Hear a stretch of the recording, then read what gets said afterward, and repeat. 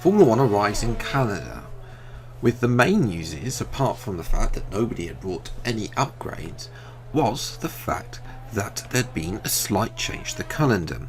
Spain had brought forward its redevelopment works, which means that the Grand Prix would not be able to be hosted at Barcelona.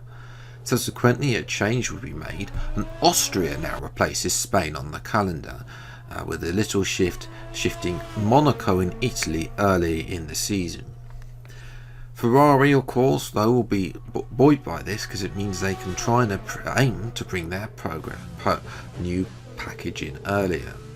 Porsche, though, are over the moon after their double podium last weekend, and although they admit that their car isn't as fast as the likes of Aston Martin, McLaren and Mercedes, they hope that their car, which seems to be less harsh on its tyres, can be able to mix it up during the races, even though if they don't have the immediate pace over one lap. Mercedes meanwhile confirmed that Van Dorn suffered a slow puncture at the Mexican Grand Prix and hope for a better race at Canada, and they continue to aim for a 1-2. Mercedes, of course, lag behind McLaren in the championship and are only fourth now, thanks to Porsche's and Aston Martin getting a double point score at the previous race in Mexico. But moving to qualifying then, Lewis Hamilton took pole, a whopping 5/10 to clear of his teammate Van Dorn, who starts P2. A great job from George Russell, he starts on third row. Daniel Ricciardo's best qualifying so far, he starts P4. Vettel Harmson alongside ahead of the two Porsches, with Alonso his best qualifying of the season. He starts up in 9th. Can he get his first points of the season? We'll have to wait and see. Charles Leclerc in his Ferrari starts 10th. Esteban Ocon starts 11th again, with Carlos Sainz alongside him. The two Red Bulls, oh dear, 13th and 14th. They'll definitely be looking to improve here. Schumacher, Gasly, Tsunoda, Seta Camara, and the two Jaguars once again, the slowest of all. Jaguar later came out and said after qualifying that this isn't a track for them, and they hope that they can improve at the next track for Monaco. Now it's time for the race.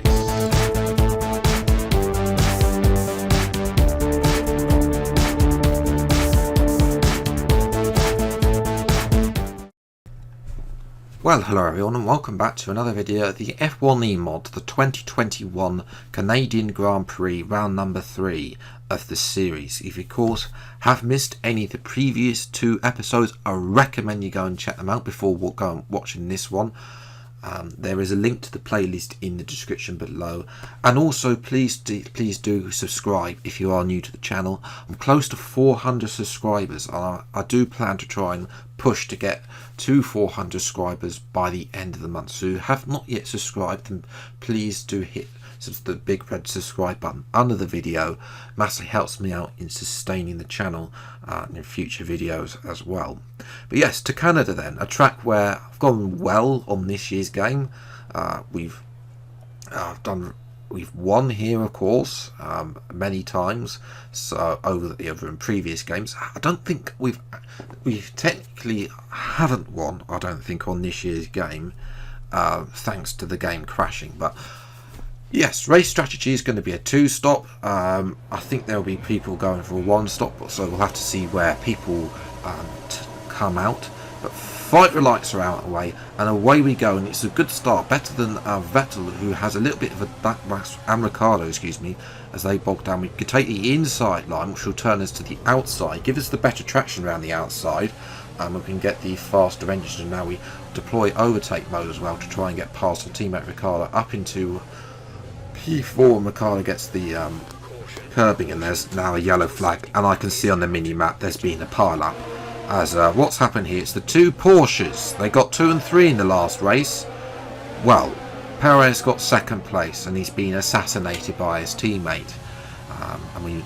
Now that only brought out virtual safety car, and a look down the inside of Russell, but nothing doing there, and we have to move on and still up though into P4. So Ricciardo is sticking with us, which is good for the team because we need to get some points off Ricciardo's DNF at the previous race at Mexico. Hopefully we can extend our championship. As we look behind the top 7, so 2 Ferraris have done well out of that, and Lando Norris. Those 3 are sort of together, and then it's the 2 Techeetah cars as well who are also I think Verstappen had to pit early because he got front wing damage from Perez's incident. As we're all over the back of now Russell, and we're going to dive down the inside with DRS. Thank you very much, and hopefully that's going to compromise Russell's line coming into that corner, which will allow Ricciardo also to get there, because Ricciardo is kept with us. So even though we got ahead of him on the opening lap, Ricciardo is kept with us, and you can see there on that back screen he is closing up to Russell, and he pulls out of the DRS of Russell coming into turn 1, tries to go around the outside into turn 1, will turn to the inside but not the ultimate line you want through those corners, and Russell will keep what is P4. As we look at Lewis Hamilton now, who's made an earlier stop than both myself and, well, pretty much everybody, apart from those who pitted under Perez's, and he's come out in the sandwich between the 2 DS Techeetahs, Schumacher ahead of Gasly still from qualifying. We did have a look at Van Dorn on the end of lap 7, but we're both coming into the pits. We don't really want to go side by side into the pit lane, it'll only end in tears basically, so instead we stick behind him, and the assists don't really allow us to do an overtake into the pit lane. So we'll see where we come out. It's P10. There's a Dragon car and a Red Bull. I think that Red Bull is Verstappen. Verstappen might be doing an alternative 2-stop, I think, potentially. Bearing in mind that obviously we're not really sure where the Red Bull stands on its tyres. I have been doing 1-stops. As Van Dorn is out of the race. He tried to take one of the Techeetah cars. I think it was Gasly, and the Gasly locked up, and Van Dorn just sailed into his rear right tyre, and Van Dorn is out, as we briefly saw there. Pascal Wehrlein leading the way as we now close up onto the Techeetahs. Dive down the inside of Gasly. That's going to allow Russell to go on the Gasly. We've been too tentative with both Techeetah cars, as Mick Schumacher is a sitting duck, and we got clean past him on the start finish on the back straight, and up into P5. But George Russell is right there, and Russell is showing some amazing pace that he gets past Schumacher just on the following start finish straight as after we get. So Russell is right there.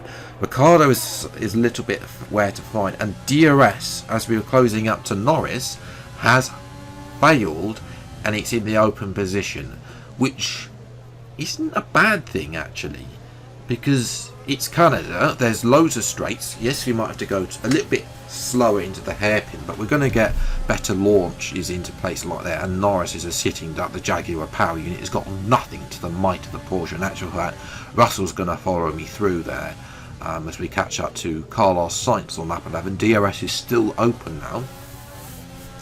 Russell is all over the back of us, and he's got some great pace in that Aston Martin. So if he on those mediums, I don't know what was with his softs that he wasn't this close to us on the soft tyres, but on the mediums, Russell has shown some good pace compared to ourselves. But fortunately, we turned defence into attack and got ahead of Sainz, who's clearly doing the 1-stop onto a set of hards. So we look behind Ricciardo. We've got Vettel versus Wehrlein again. Then it's Sainz and Norris, who have both yet to stop now. This is a few laps after we overtook Norris, as Lewis Hamilton is coming in for what could be his final stop on lap 19 onto a set of hard tyres. Will the hard tyres though go that far? Will he struggle like Van Dorn did at the Mexico? We'll have to wait and see. So watching Daniel Ricciardo is out of the race with another engine failure, 2 in a row. so frustrating that we can't build the lead that we clearly deserve. Yeah, Ricciardo is out. We've got to carry this team now as we come in to the pits at the end of lap number 21. Russell is still on our rear diffuser. He's right there. This is going to be, and we've got 14 laps with Russell behind us. Hopefully this set of mediums we can show the pace advantage over Russell that we had on the softs. But team radio anyway. The gap to the car ahead is 12.6 seconds. So Hamilton is only 12.5 seconds ahead.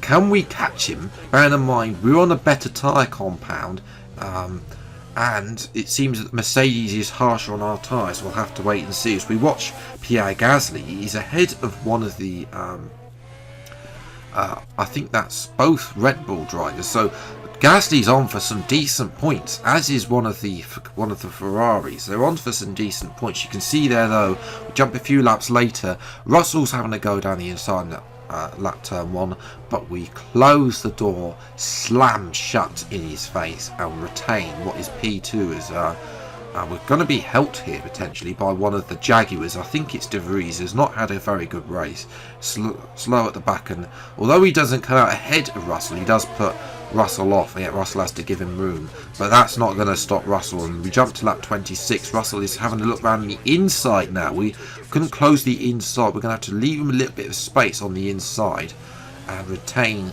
P2 for now, but we're definitely struggling. These tyres are going off. ERS is going off, is going slow, and we're able to DRS is being fixed, by the way, I should mention. By now, it was actually fixed before that, as Gasly is out of the race. Such a shame for the French driver in the DS-powered Chinese Techeetah car. Otherwise, it would have been on for brilliant point finishes, especially with Ricardo Perez not finishing as we're lapping Fernando Alonso in the Alpine car. As we come up to a couple of the as well, the Dragon cars as well, both all powered by Renault, I should mention. So this is an interesting dynamic. The Dragon have got, well, one of their cars ahead of both, and both of their cars ahead of at least one of the factory team, which is alarming, I think, for Alpine as we lap.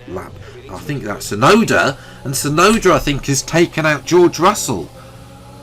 Russell, of course, in his well, he wanted to try and get P2, but Tsunoda takes Russell out, and Russell, who is on for a maiden podium, it's heartbreak for Russell, and that means that because of that, Sergio Sette Camara, who we're about to lap in the Dragon car, is now up into the points paying positions.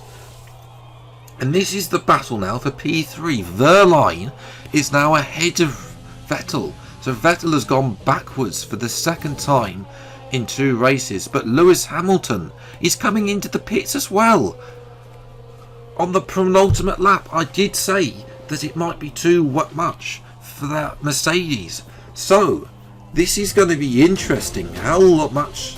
Obviously, we've been caught up lapping the Alpines and the Cheetahs, but there's Hamilton's AI in the pits. They've got one more lap, but Hamilton is going to be right up. We could do with Schumacher and Sette Camara getting in front of Hamilton, but they don't, which is going to be problematic for us because Hamilton is going to be right on our rear diffuser coming round the rear straight. Bear in mind, these tyres are worn. They're like 45%. Hamilton is on fresh soft tyres. You can see there understeer going through that straight onto the 3rd DRS zone, and Hamilton is right up our backside coming through this corner.